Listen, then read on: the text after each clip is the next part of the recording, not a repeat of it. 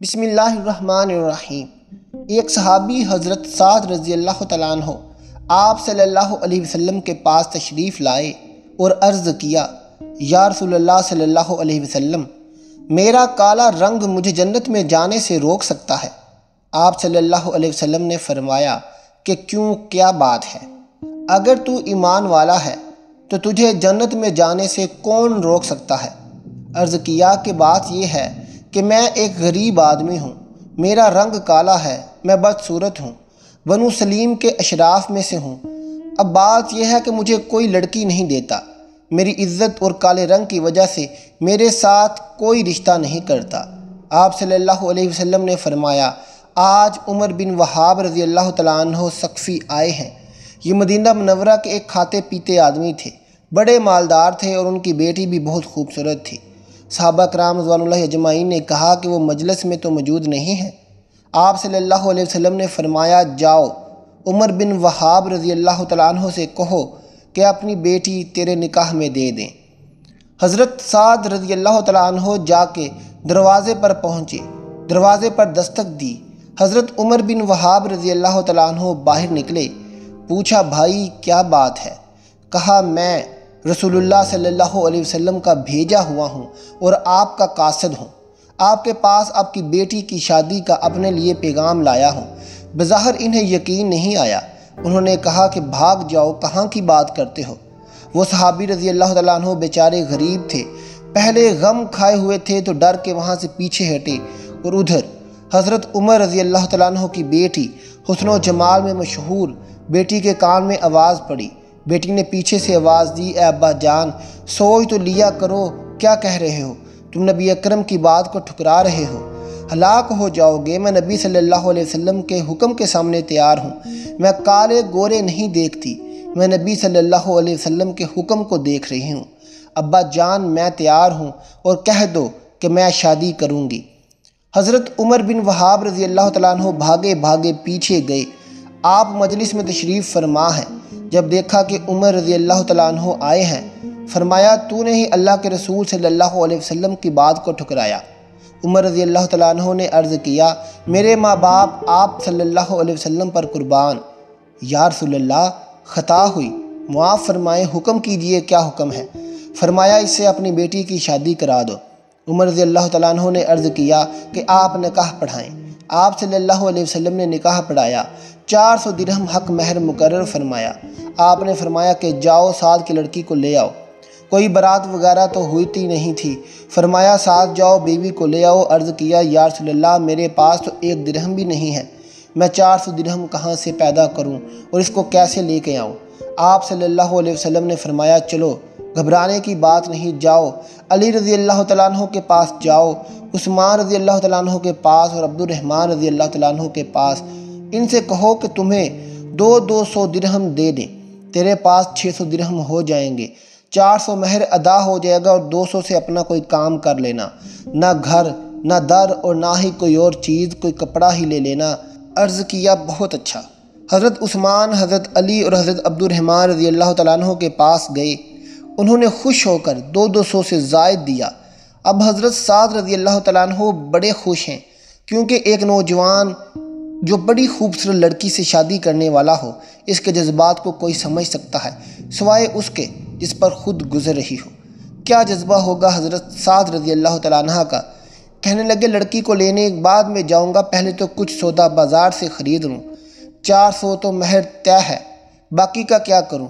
کچھ کا کپڑا اور کچھ کا کھانے پینے کا سامان خرید لوں گا تاکہ میرا کام چل سکے، گھر کی مشکل حل ہو سکے۔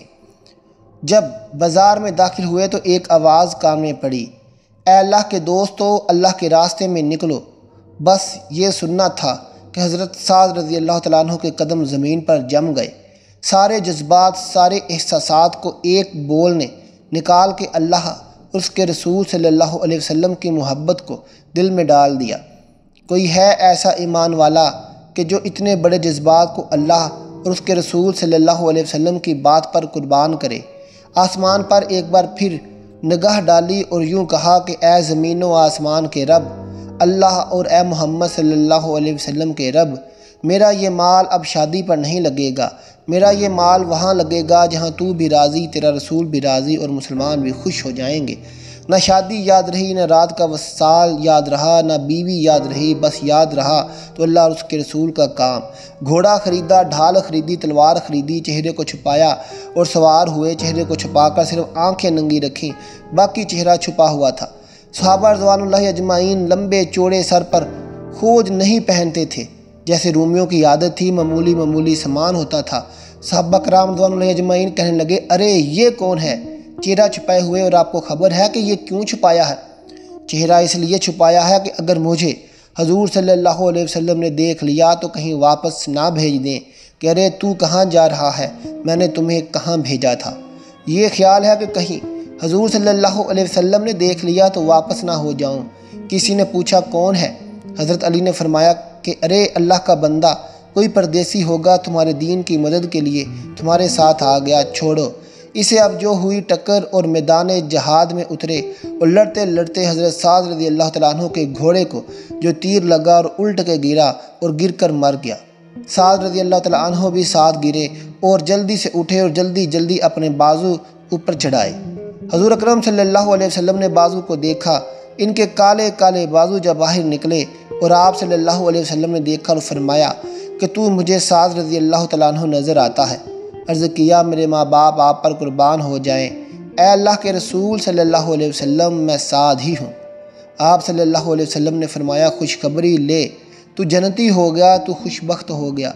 بس ان کا اتنا سننا تھا کہ چھلانگ لگائی مجمع میں، یہاں تک کہ مجمع میں سے آواز آئی یا رسول اللہ صلی اللہ علیہ وسلم، حضرت سعد شہید ہو گئے ہیں۔ حضور صلی اللہ علیہ وسلم دوڑ کے گئے اور حضرت سعد رضی اللہ تعالیٰ عنہ کے سر کو اپنی گود میں رکھا اور آنسوں کی لڑیاں حضرت سعد رضی اللہ تعالیٰ عنہ کے خون کو پونچھ رہی تھیں۔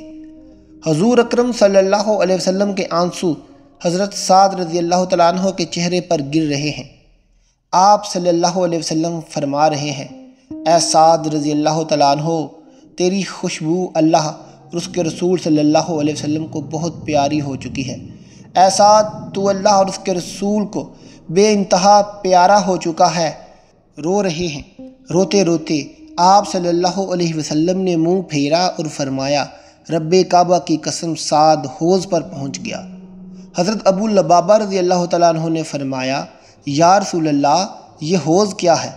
تو آپ صلی اللہ علیہ وسلم نے فرمایا، یہ حوض وہ ہے جو میرے رب نے مجھے دیا ہے، اس کا پانی دودھ سے زیادہ سفید، شہد سے زیادہ میٹھا، جو ایک دفعہ اس کو پی لے گا پھر دوبارہ پیاس نہیں لگے گی۔